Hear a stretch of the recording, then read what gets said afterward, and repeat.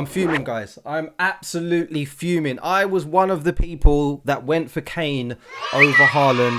Obviously, game week 1 is now done. Haaland has just proved what he's going to be doing this season. That we all knew. We all knew that this was going to happen. That some of us went for Kane instead because of the Southampton fixture. But yeah, that's been resurrected. We will talk about that a little bit later on. Welcome to the channel. This is FPL of the day. I am Jay London, and this is a safe space if you are with me. If you're not, if you picked Haaland and you're celebrating that still today, then well done to you. Let me shake your hand because you made the right decision. Something that we all knew deep down. We will get to that. Welcome to the game week guide for game week 2 for FPL. And yeah, in this one, we're going to be going through quite a lot. So please do hit that subscribe button before we dive in. And let me let you know what's coming up for the rest of the video. Absolutely fuming. Let's go.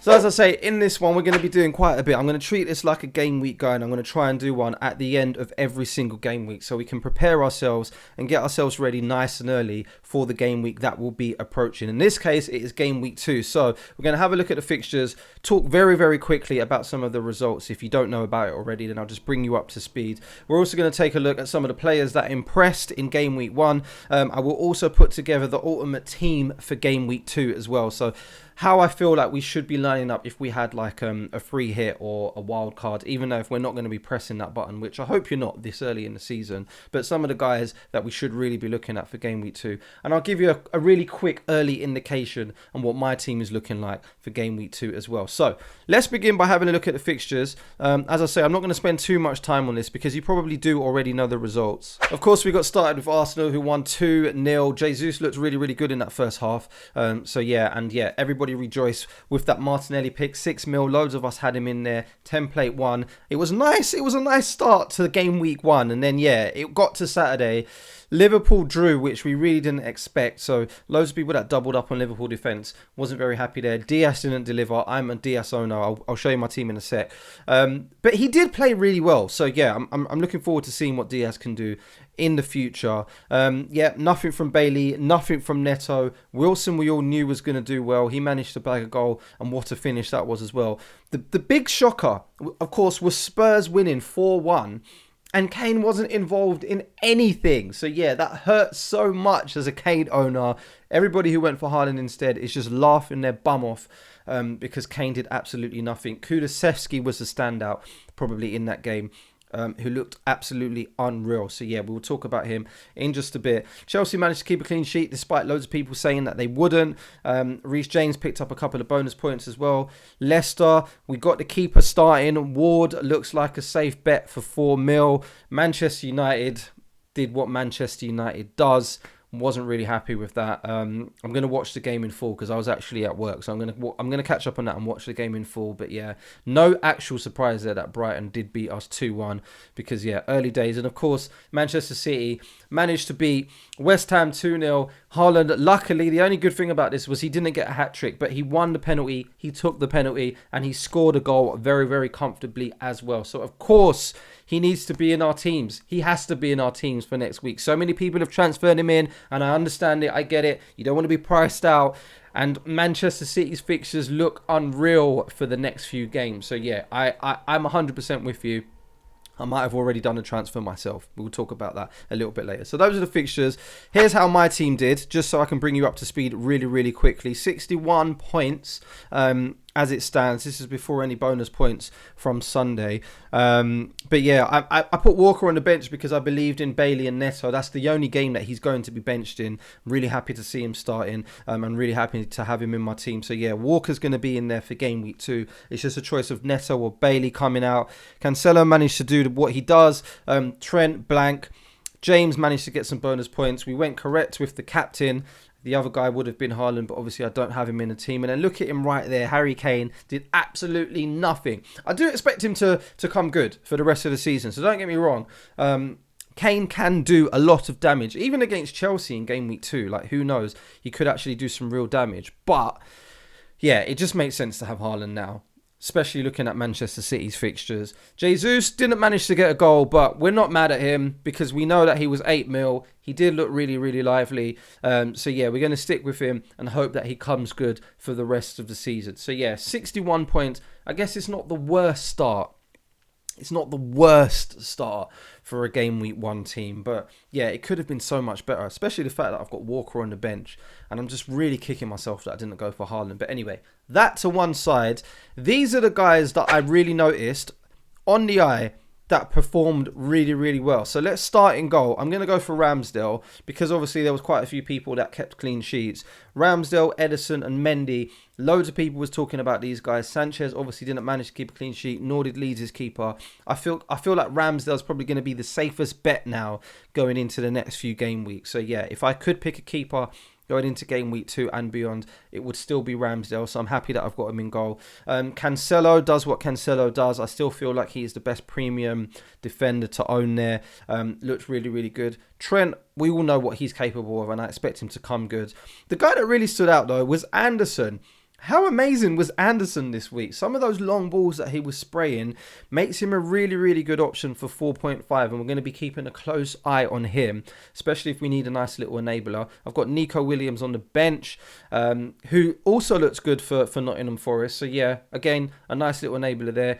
Chilwell, loads of people doubted him. Loads of people were saying that he wouldn't start. And then he did. And he managed to bag an assist and keep a clean sheet as well. And then he got rested. So, yeah, who knows? Maybe Chilwell will continue to be first choice and Cucurella will just have to hold the bench for a little while. Moving on to midfield, Salah does what Salah does. So, yep, going into the rest of the game weeks, there's just no debate there. Salah has to be in your teams. He is a captain in this team just because he was just like, I just left him like that on the draft. But yeah, it would be a Manchester City player that we go for game week 2. Martinelli for 6 mil. You cannot argue with that. Looks great. Luis Diaz as well. 8 mil. I know he didn't score. I know he didn't get any returns, but he hit the post and he did have a goal ruled out as well for like offside. He does look on it. That could quite easily be Kulusevski as well, who we're going to talk about in a bit. Do not worry. Do not put anything down in the comments below. I know that Kulusevski did really, really well and he's going to be in the next team that I show you. So don't panic. But I've just put in Luis Diaz there just so you know, if you didn't watch the game, that Diaz actually was involved with quite a lot of the attacks for Liverpool and he did come away quite good. Gordon looks like a really good pick at the moment just because Everton haven't really got a recognised striker. So yeah, he was involved with everything. So for his price, I feel like he might even be better than Neto. So we're going to have to wait and see. But we'll keep an eye on Gordon.